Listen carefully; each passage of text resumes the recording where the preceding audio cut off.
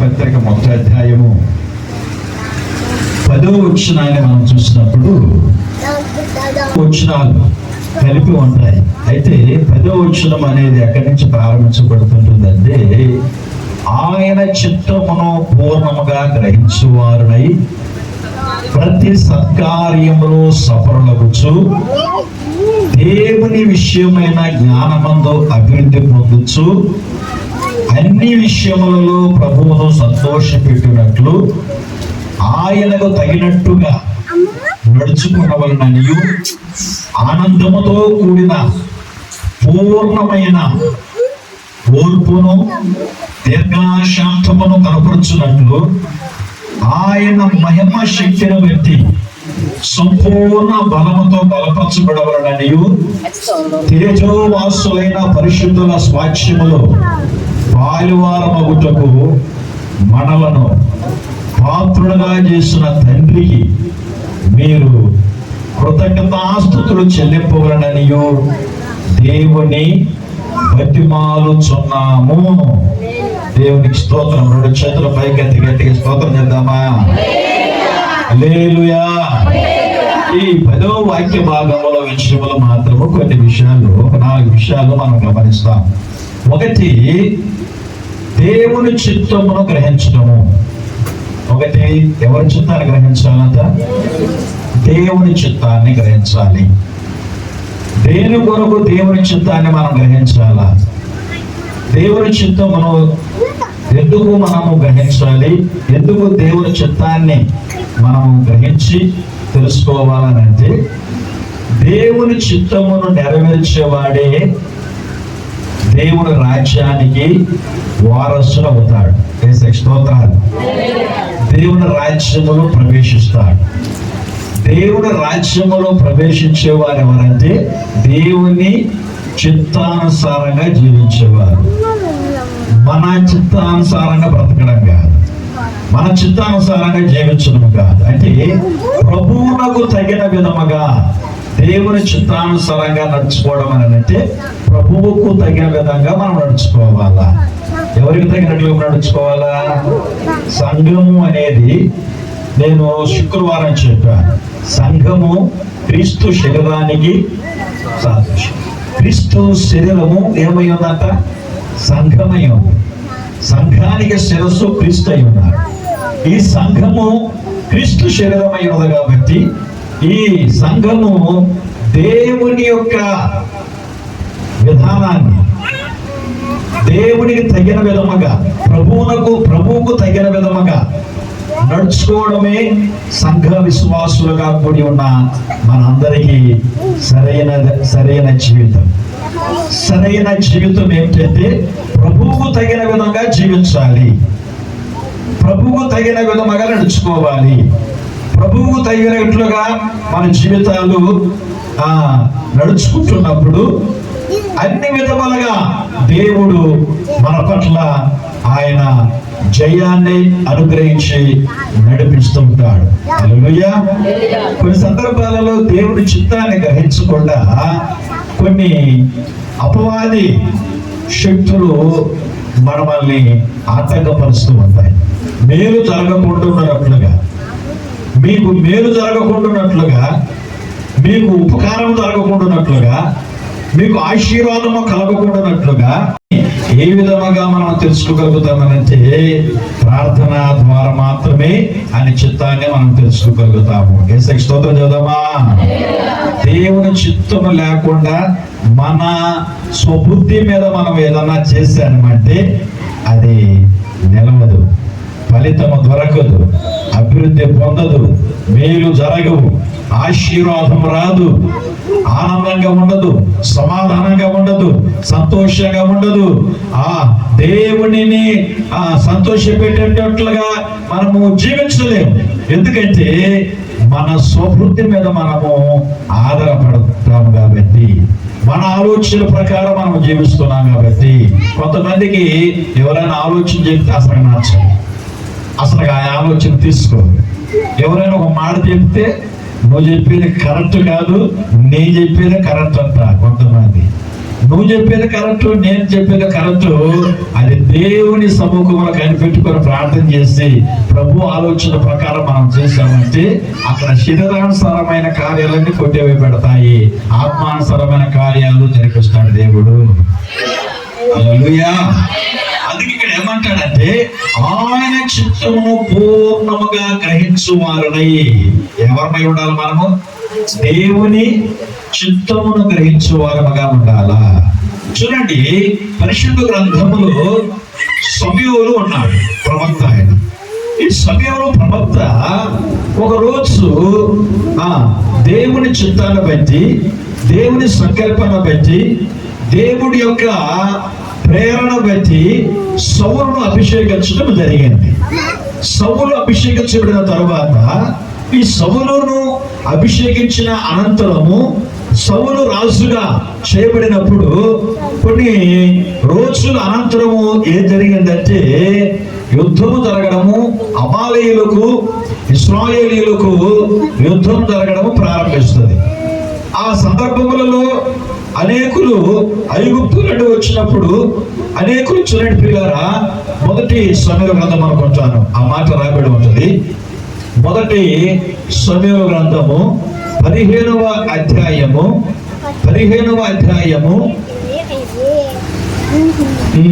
వచనం 3వ వచనములు మనం చూసినప్పుడు, సైన్యములకు అధిపతికి యెహోవా సెలవిచ్చినదేమనగా అమాలేకీయులు ఇశ్రాయేలులకు చేసినది నా జ్ఞాపకమే. వారు ఐగుప్తులో నుండి రాగానే అమాలేకీయులు వారికి విరోధులై మార్గమందు వారి మీదికి వచ్చి కదా. కాబట్టి నీవు పోయి, సమూయేలు సౌలు చెప్తున్నాడు ఏమని, నీవు పోయి కనికరింపక అమాలేకీయులను హతము చేయొచ్చు, పురుషులనేమి, స్త్రీలనేమి, బాలులనేమి, పసిపిల్లలనేమి, ఎద్దులనేమి, గొర్రెలనేమి, అన్నిటినీ హతము చేసి వారికి కలిగినదంతయు బొత్తిగా పాడు చేసి అమాలేకీయులను నిర్మూలము చేయమని సౌలుకు సమూయేలు ఆజ్ఞాపిస్తాడు. దేవునికి స్తోత్రం చెప్పుదామా? హల్లెలూయా. ఈ అమాలేకీయులు ఇశ్రాయేలు మీద దాడి చేశారు.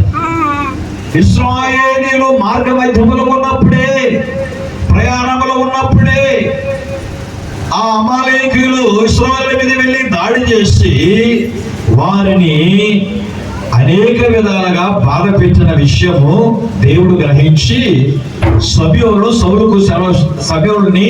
సౌలు దగ్గర పోయి చెప్పమంటాడు, ఇదిగో నేను అమాలేకీయుల మీద జయిస్తాను, సౌలును వెళ్ళి యుద్ధం చేసి వారిని అందరిని హతమార్చమని చెప్పు. అయితే ఏ ఒక్కదాన్ని విడిచిపెట్టకూడదు, ఏ ఒక్కదాన్ని కూడా విడిచిపెట్టకూడదు, ఏ మాత్రం కనికరించకూడదు. పురుషులనేమి, స్త్రీలనేమి, బాలులనేమి, పశువులనేమి, ఎద్దులనేమి, గొర్రెలనేమి, ఒంటెలనేమి, గాత్రంబములనేమి అన్నిటినీ హతం చేసేయాల. ఏది ఉంచకూడదు, ఏది ఉండకూడదు అన్నప్పుడు వెంటనే సౌలు ఏం చేస్తాడు తెలుసా? ఇంచుమించు 2 లక్షల మంది కాట్ఫలము కలిగిన యూదా వారి యుద్ధం చేసే వారిని మరి సిద్ధపరచుకుంటారు. యూదా వారు 10,000 మంది, కాట్ఫలము కలిగిన వారు 2 లక్షల మంది. వీరందరిని పోగు చేసుకొని సౌలు ఏం చేస్తాడంటే అమాలేకుల పట్టణంలోనికి పోతాడు. పోయిన తరువాత బాగా గమనించండి ప్రియులారా, ఒక్కదానిని కూడా విడిచిపెట్టవద్దని దేవుడు ఆజ్ఞాపిస్తాడు. ఏది కూడా నువ్వు విడిచిపెట్టకూడదు. అది పూర్తిగా ఏం చేయబడాలా? పాడు చేయబడాలి, తుడిచివేయబడాలా. ఎందుకంటే అది అంతా కూడా శాపముతో నిండింపబడి ఉన్నది. అది దేవునికి విరోధమైన కార్యములు జరుగుతున్న ప్రాంతం. ఏది కూడా విడిచిపెట్టకూడదు, అంత శుభ్రంగా బొత్తిగా తుడిచివేయబడాలా అని సమూయేలు ద్వారా దేవుడు ఆజ్ఞాపిస్తే ఆ ప్రకారమే వెళుతాడు. 9వ వచనం మనం చదివినప్పుడు, సౌలును జనులు కూడి ఆగోగును గొర్రెలలోను ఎడ్లలోను కొవ్విన గొర్రె పిల్లలు మొదలైన వాటిలో నుంచి మంచి వాటిని నిర్మూలన చేయక, ఏంటి కడగా ఉంచినంత మంచోజిని కడగాగా పెట్టుకున్నాడు. పనికిరాని వాటిని అన్నిటిని ఏం చేశాడంత ఆయన నిర్మూలన చేశాడు. దేవుడు ఏం చెప్పాడు? అన్నిటినా కొన్నిటినా చెప్పాలా? కొంతమంది అన్నిటిని విడిచి శాపము, ఇక నీ జీవితంలో రోదన, వేదన, కన్నీరు. సౌలు అభిషేకించబడ్డవాడు, దేవుడి చేత అభిషేకించబడిన సౌలుకు దేవుడు ఏం ఆజ్ఞాపించాడు అది చేయాలా? ఏం ఆజ్ఞాపించాడు? అమాలేకులలో ఉన్న వాటిని అన్నిటినీ ఒక్కదాన్ని కూడా విడిచిపెట్టకుండా బొత్తిగా వాటిని ఏం చేయమన్నాడు? తుడిచిపెట్టమన్నాడు. యేసునంటే స్తోత్రం చేద్దామా? హల్లెలూయా. బొత్తిగా మనం తుడిచిపెట్టాలా. హృదయాంతరంగంలో ఉండే ప్రతి రహస్య పాపమును కూడా దావీదు అంటాడు కదా, నా అంతరంగమందు నాకు శుద్ధ హృదయము. స్తోత్రం చెప్పలే? ఒకసారి దేనికి స్తోత్రం చెప్పలే? ఎక్కడ శుద్ధ హృదయం కలిగి దావీదు ప్రార్థన చేస్తున్నాడు? నా అంతరంగములో, ఇదిగో నా పైన కాదు ప్రభువా, నా పై రూపాన్ని కాదు యేసయ్యా, నా పై రూపాన్ని, నా పై దేహాన్ని కాదు, ఇదిగో నా అంతరంగమందు నాకు శుద్ధ హృదయము. యేసయ్య అంతరంగాన్ని పరిశుద్ధత కోరేవాడే, పై అలంకరణ కోరే దేవుడు, మన ఆరాధించే దేవుడు కానే. స్తోత్రం చెప్పాలా? ఇంకోసారి గట్టిగా స్తోత్రం చెప్పాలా? నా దేవుడు పై రూపాన్ని చూసి దీవించే దేవుడు కాదు ఆయన. ఇదిగో నువ్వు పైన ఎలాగ ఉన్నావో యేసయ్యకి అవసరం లేదు, మనం పైగా ఎలా ఉన్నామో దేవుడికి అవసరం లేదు. దేవుడి చూసేది ఏమిటంటే మన హృదయ అంతరంగాన్ని దేవుడు చూస్తున్నాడు. హృదయ రహస్యాన్ని ఎరిగిన దేవుడు. సౌలు అంటున్నాడు, ఇదిగో నేను ఏటిని విడిచిపెట్టకుండా అన్నిటిని కొద్దిగా నాశనం చేస్తున్నానని చెప్పి ఒక వేషధారణ బ్రతుకుతో సమూయేలు దగ్గరికి ఎదుర్కొంటా వస్తున్నాడు. ఏమంటున్నాడు? చూడండి, సమూయేలు గ్రంథము 15వ అధ్యాయము, సమూయేలు గ్రంథము 15వ అధ్యాయము 11వ వచనము, యెహోవా నీకు ఆశీర్వాదం కలుగునుగాక, యెహోవా ఆజ్ఞను నేను నెరవేర్చాను. ఏమంటున్నాడు సౌలు ఇక్కడ? ఏమంటున్నాడు సౌలు?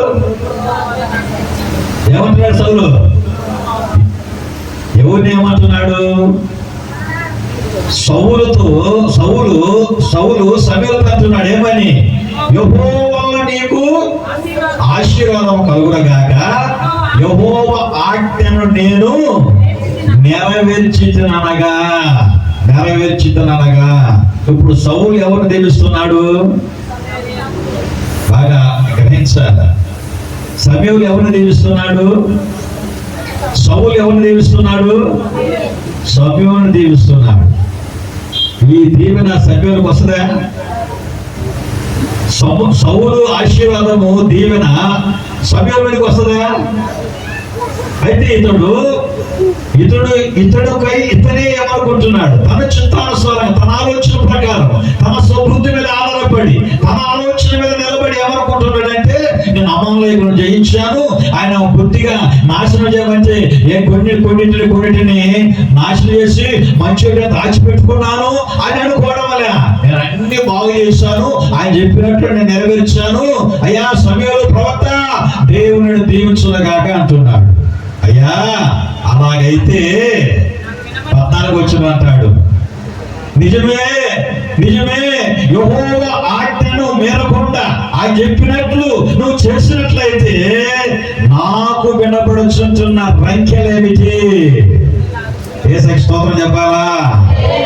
నాకు వినపడుచుంటున్న అరుపులేమిటి? నాకు వినపడుచుంటున్న రంకెలేమిటి? మరి ఈ ఎక్కడి నుంచి వస్తున్నాయి? ఈ కేకలు ఎక్కడి నుంచి వస్తున్నాయి? కొంతమందికి పెద్దవాళ్ళకి తమిళ మాట ఉంది, కడుగు సత్తాలో కారం సత్తాలో, అంటే నేను చెప్పినా కడుగు సత్తాలో కారం అంటే ఎందుకంటే చూడండి, అన్ని మానుకున్న యాడో ఒక దగ్గర కొంతమందిలో ఏదో ఒకటి ఉంటుంది. పాముకి పారం వేసిన విషము దేంట్లో ఉన్నది? పాముకు విషయం దేంట్లో ఉన్నది? చెప్పండి. పాముకి విషయం దేంట్లో ఉంటుందన్నా? కూరలలో ఉంటుంది. ఆ కూరలో ఏం చేస్తారు?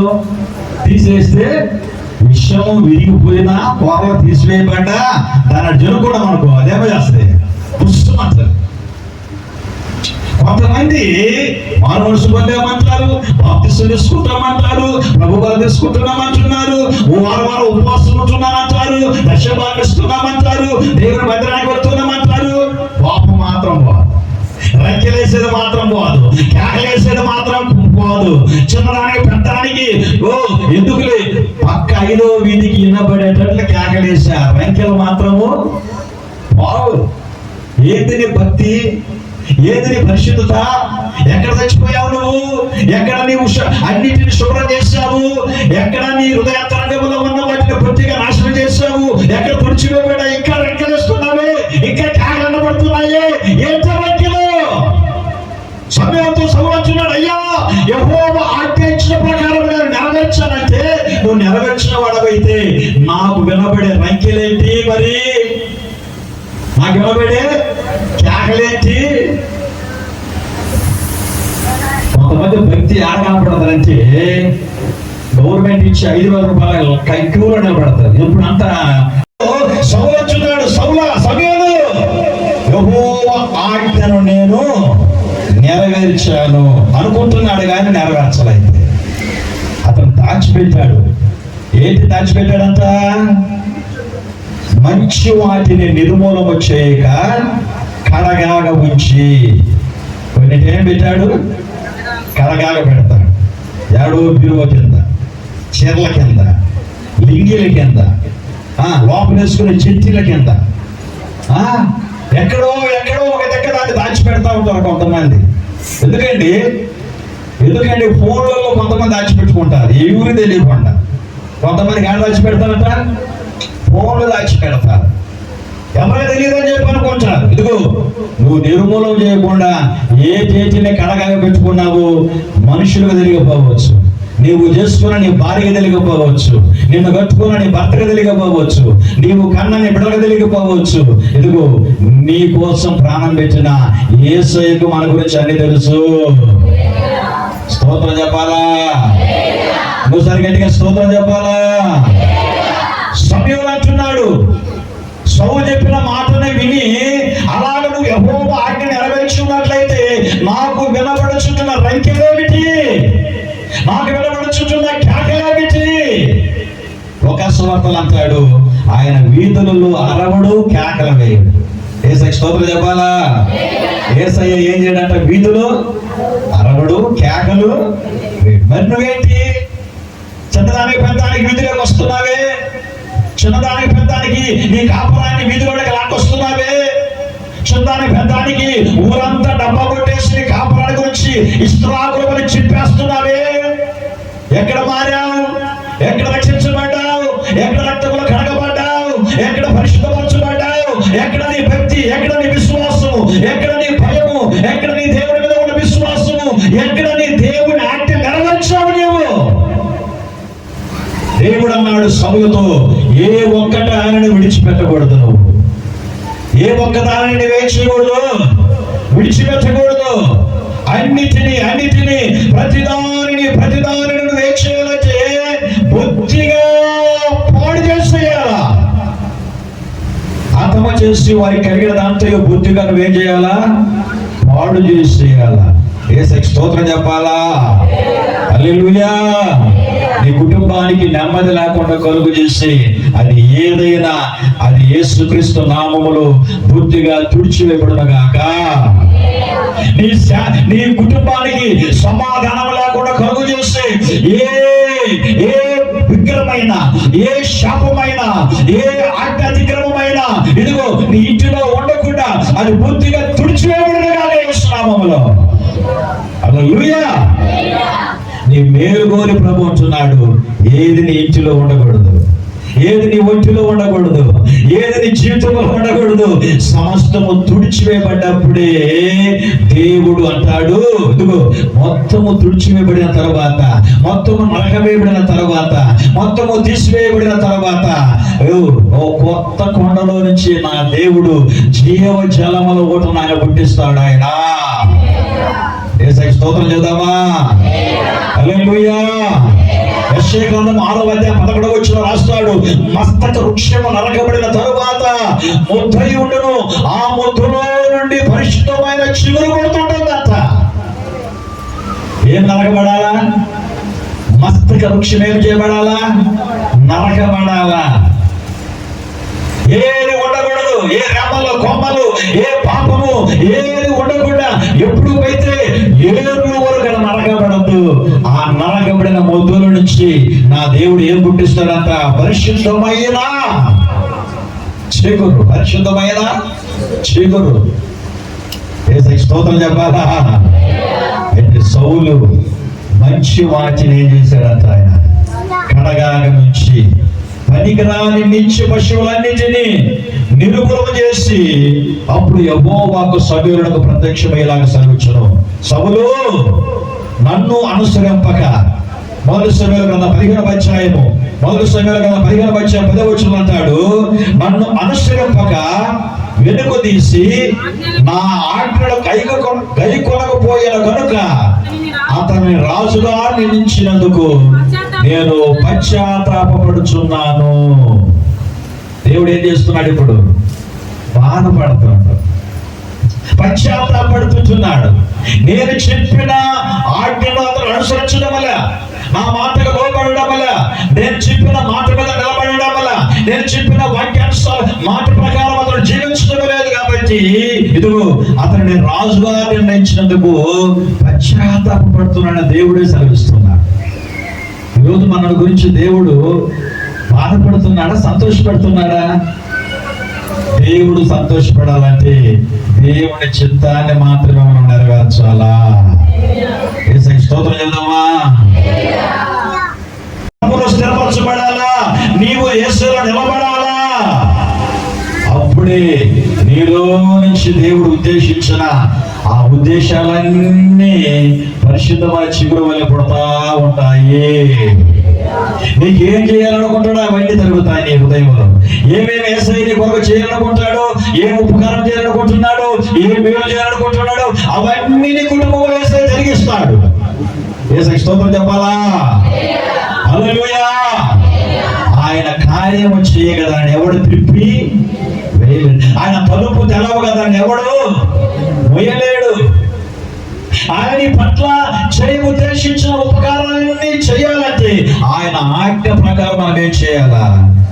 జీవించాలి. చూడండి, సమూయేలు బాధపడుతూ ఉన్నాడు, ఒక దేవుడు పశ్చాత్తాపడ్డాడు. రెండవది సమూయేలు కూడా అతన్ని రాజుగా అభిషేకించినందుకు సమూయేలు ఏం చేస్తున్నాడంట? బాధపడ్డాడు. సమూయేలు బాధపడ్డాడని చెప్పి మన బైబిల్లో చూస్తాం. చూడండి, సమూయేలు గ్రంథము 15వ అధ్యాయము, సమూయేలు గ్రంథము 15వ అధ్యాయము 16వ అధ్యాయం, మొదటి సమూయేలు గ్రంథం 16వ అధ్యాయం 1వ వచనం. అంతటా యెహోవా సమూయేలుతో ఇలాగ సెలవిచ్చెను, ఇశ్రాయేలు రాజుగా ఉండకుండా నేను విసర్జించిన సౌలు గురించి నీవెంతకాలము దుఃఖించవు. ఎవరు దుఃఖపడుతున్నారట? సమూయేలు దుఃఖపడుతున్నాడు. దేని కొరకు? సౌలుని అభిషేకించినందుకు.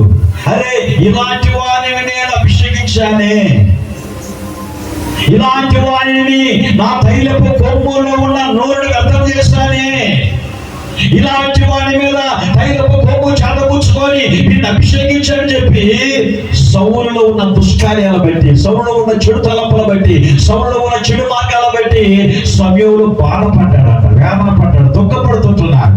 దేవుడు అంటున్నాడు, నువ్వెందుకు అతని గురించి దుఃఖపడుతున్నావు? నేనే సౌలుని ఏం చేశాను? విసర్జించాను. దేవుడే సౌలుని ఏం చేశాడట? విసర్జించాడు. ఎందుకు? దేవుని ఆజ్ఞను అనుసరించలేదు కాబట్టి, దేవుని కట్టడను గైకోలేదు కాబట్టి. ఎందుకు నువ్వు అనేకమైన సార్లు నువ్వు అనుకుంటూ ఉండవచ్చు, నేను అవి చేస్తాను ఇవి చేస్తాను, దేవుని కొరకు ఏమేమో చేస్తున్నాను అనుకుంటున్నావు. మనము ఇదిగో మృక్కుబలు చెల్లించేదానికన్నా, నైవేద్యాలు అర్పించేదానికన్నా, దహన బలులు అర్పించేదానికన్నా, పెద్ద పెద్ద ధర్మకార్యాలు చేసేదానికన్నా దేవుడు ఏమంటాడు తెలుసా? అదే సమూయేలు గ్రంథము 15వ అధ్యాయము 22వ వచనంలో అంటాడు చూడండి.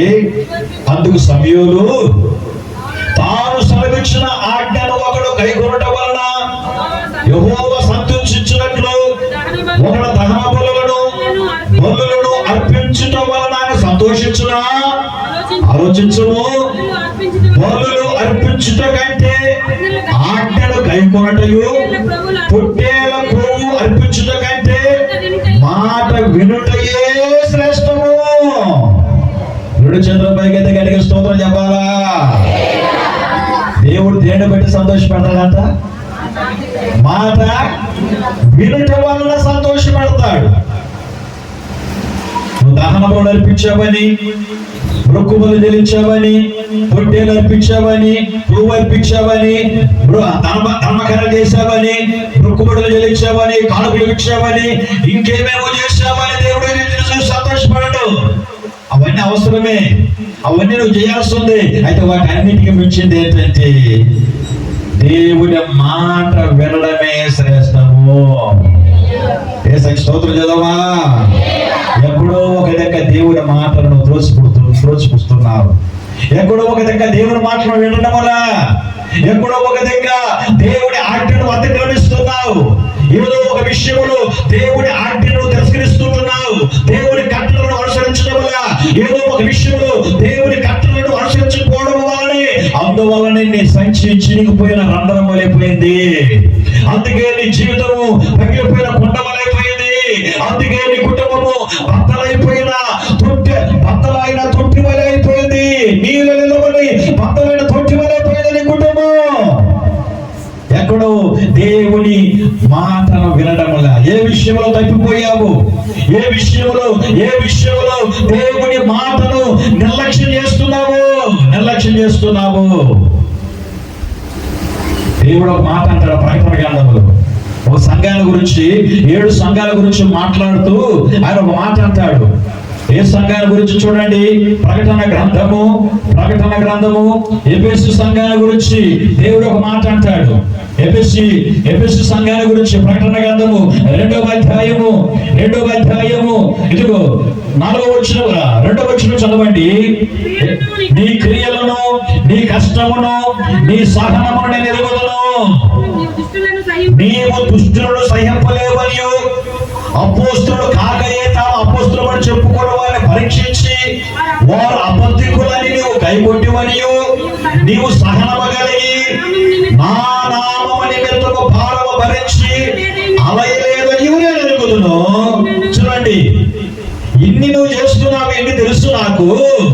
నా నామమును ఎక్కడ నువ్వు వెనకలేదని చెప్పలేదు. నా నామమున పాటలు పాడావు, నా నామమును స్తుతించావు, నా నామమున ప్రార్థన చేశావు, నా కొరకు ఎన్నో కష్టాలు, శ్రమలు, బాధలు అనుభవించావు. అయినా అపోస్తులు కాకుండా ఎవరైనా బోధకుల దగ్గరకు వచ్చినా వాటిని కూడా పరీక్షించి పరిశోధించి వీళ్ళు అబద్ధ బోధకులు అని చెప్పి కూడా తెలుసుకొని వారి దగ్గర పోకుండా నీతిగా జీవిస్తున్నావు. అయినను ఏమంటాడు? అయినను అంటే ఏదో ఒకటి ఉందని అర్థం. అయినను అని అంటే ఇదిగో అన్ని బాగున్నాయి కానీ నీ దగ్గర నీవు వదిలేవి. క్రీస్తు మీద ఉన్న మొదట ప్రేమ, రక్షణ పొందినప్పుడు, మార్మోన్స్ పొందినప్పుడు, బాప్తిసం తీసుకున్నప్పుడు, ఇదిగో నువ్వు బాధలో ఉన్నప్పుడు, కష్టాలలో ఉన్నప్పుడు, దుఃఖంలో ఉన్నప్పుడు, కన్నీళ్ళలో ఉన్నప్పుడు యేసును ఎంతగా ప్రేమించావు, అన్ని ఉన్న ఇప్పుడు కూడా అదే ప్రేమలో దేవుని మీద నిలబడాలా? యేసుకి స్తోత్రం చేద్దామా? హల్లెలూయా, హల్లెలూయా. అభిషేకించబడిన సౌలు జీవితం మారిపోయింది. ఆరంభ దశలో అభిషేకం పొందుకున్న సౌలు ఆరంభంలో ఉన్న జీవితము ఇదిగో కడవర సందర్భంలో లేదు. దేవుని ఆజ్ఞను అతిక్రమించాడు. అందుకే ఇక్కడ అంటాడు, బలులు అర్పించడం కంటే, నైవేద్యాలు అర్పించడం కంటే, దహన బలులు అర్పించడం కంటే, పొట్టేలు అర్పించడం కంటే ఆజ్ఞ గైకొనుటయే శ్రేష్టము. దేవుని మాట వినడమే శ్రేష్టము. దేవుని మాట వినడమే దేవుని చిత్తానుసారంగా నువ్వు జీవించినట్లు. యేసయ్యకి స్తోత్రం చేద్దామా? హల్లెలూయా. మొదట ఏమన్నాడు అక్కడ పౌలు కొలస సంఘానికి? ఏమంటున్నాడు? ఇదిగో ఆయన చిత్తమును పూర్ణంగా ఏం చేయాలా? గ్రహించాలి. నీవు ఆయన చిత్తాన్ని ఏం చేయాలి? నీవు ఎప్పుడైతే ఆయన చిత్తాన్ని మనం గ్రహించగలుగుతామో, ఆయన చిత్తానుసారంగా మనం జీవిస్తాము, ఆయన మాట విని ఆ ప్రకారం చేస్తాము, అప్పుడు సమస్తాన్ని దేవుడు మన కొరకు సమస్తాన్ని సమకూరుస్తాడు. దేవునికి స్తోత్రం చేద్దామా? రెండవది ఏమంటాడు? ప్రతి సత్కార్యములు సఫలమగుచు. రెండవది ఏం చేయాలంట? ప్రతి సత్కార్యములలో సఫలమవ్వాలి, ఫలించాలి. ప్రతి మంచి పనులలో, సత్కార్యము అనగా మంచి కార్యము చేయడములు, మంచి పనులు చేయడములు, మంచి గురించి ఆలోచించడములు, ఇతరుల మేలు కోరడములు, ఇతరుల యొక్క ఉపకారాలు కోరడములు, ప్రతి సత్కార్యము చేసే విషయములు, నువ్వు చేసే ప్రతి పని విషయంలో, ప్రతి కార్యాలలో, ప్రతి చేతి పనికి, నీకు వచ్చిన ఏ పనైనా, నీ చేతికి వచ్చిన ఏ పనైనా అది ఇతరులకు మేలుకరంగా జరగాలి, కానీ నీ ద్వారా ఇతరులకు కీడు జరగకూడదు. మన వల్ల ఇతరులకు కీడు జరగకూడదు. మన వల్ల వారికి ఏం జరగాల? మేలు జరగాలి. ప్రతి సత్కార్యములు సఫలమవచ్చు. మూడవది ఏమంటాడు? దేవుని విషయమైన జ్ఞానమందు అభివృద్ధి పొందొచ్చు. మూడవది దేంట్లో అభివృద్ధి పొందాలా? దైవ జ్ఞానములు. మనుష్యుల జ్ఞానములు కాదు, మానవుల జ్ఞానము వల్ల కాదు, లోకానుసారమైన జ్ఞానము కాదు, ఇదిగో పరలోకములో నుంచి వచ్చే జ్ఞానము వల్ల. యాకోబు రాసిన పత్రిక రాస్తున్న మాట స్వయమైన చదవాల్సిన అవసరం లేదు. పైనుండి వచ్చే జ్ఞానము అది డంబముగా ప్రవర్తించదు, అతిశయించదు. అది సాత్వికమైనది, అది సమాధానకరమైనది, అది సహనము కలిగినది. పైనుండి వచ్చే జ్ఞానం. నాలుగవది ఏమంటాడంటే అన్ని విషయములలో ప్రభువుని సంతోషపడాలి. నాలుగవది యేసయ్యకి స్తోత్రం చేద్దామా? మొదటిదేమో దేవుని చిత్తాన్ని గ్రహించాలి మనం. రెండవది ప్రతి సత్కార్యములలో మనం సఫలంగా చూడాలి. మూడవది దేవుని విషయమైన జ్ఞానములు మనం అభివృద్ధి పొందాలి. నాలుగవది దేవుని మనము సంతోషపరచాలి. దయ్యం లేదు, నేను వివరించడానికి. నీకు నీ దేవునికి మధ్య ఏ రహస్యం ఉండకూడదు. నీకు నీ దేవునికి మధ్య ఏ తాగుడు ఉండకూడదు. మనకు దాచిపెట్టినవి ఏవైనా సరే ఆయనకు బాగా తెలుసు. సౌలు దాచిపెట్టినంత మాత్రాన దేవుడికి తెలియదా? అందుకే సమయంలో కనిపించి సౌలుని హెచ్చరించమన్నాడు. అయితే సౌలు అబద్ధం ఆడాడు. దేవుడు సమూయేలుతో మాట్లాడుతుంటున్నాడు. సమూయేలు ద్వారా దేవుడు సౌలుతో మాట్లాడుతుంటున్నాడు. నా మాటను విన్నవాడివైతే, నాకు వినబడుతుంటున్న రంకెల కేకలు ఏమంటే మరి ఏంటి ఆ కేకలు? ఏంటి ఆ రంకెలు? మరి దేవుడి చిత్తము నెరవేర్చిన వాడివై ఉంటే నీ నోట్లో వచ్చి మాటలు మరి ఏంటి? నీ ప్రవర్తన ఏంటి ఆ విధంగా ఉంది? నీ మాటలు ఏంటి అలాగే ఉన్నాయి? నీ కంటి చూపేంటి అలా ఉంది? నీ సంభాషణలు మరి ఎలా ఉన్నాయి? నీ ఆలోచనలు ఏంటి మరి ఎలా ఉన్నాయి? ఏంటి కేకలు? ఏంటి రంకెలు? జగమెదిగిన దేవుడికి సమస్తము పాఠముగా తెలుసు ఆయనకి. సౌలు విడిచిపెట్టాల, దాచిపెట్టాడు. అలాగ నువ్వు దాచిపెట్టద్దు, విడిచిపెట్టు. విడిచిపెట్టిన క్షణములు ఆయన కనికరం అనే మీదికి దిగి వస్తుంది. ఆయన కనికరం అనే మీదికి దిగి వస్తుంది. ఆయన దయని మీదికి దిగి వస్తుంది. ఆయనను సంతోష పెట్టేటట్లుగా నువ్వు జీవిస్తే ఆయన నిన్ను సంతోష పెడతాడు. ఆయన నీ కుటుంబాన్ని సంతోష పెడతాడు. ఆయన ఏ విషయములో కూడా నీవు కన్నీళ్లు విడవకుండా నీ దేవుడని యెహోవాయే నీ కన్నుల ప్రతి బాష్ప బిందువు నడిపించివేయను. ప్రార్థన చేసుకుందామా? ప్రార్థించుకుందామా? చెప్పబడిన వాక్యము కొరకు దైవజనులు లాస్ట్ ప్రార్థన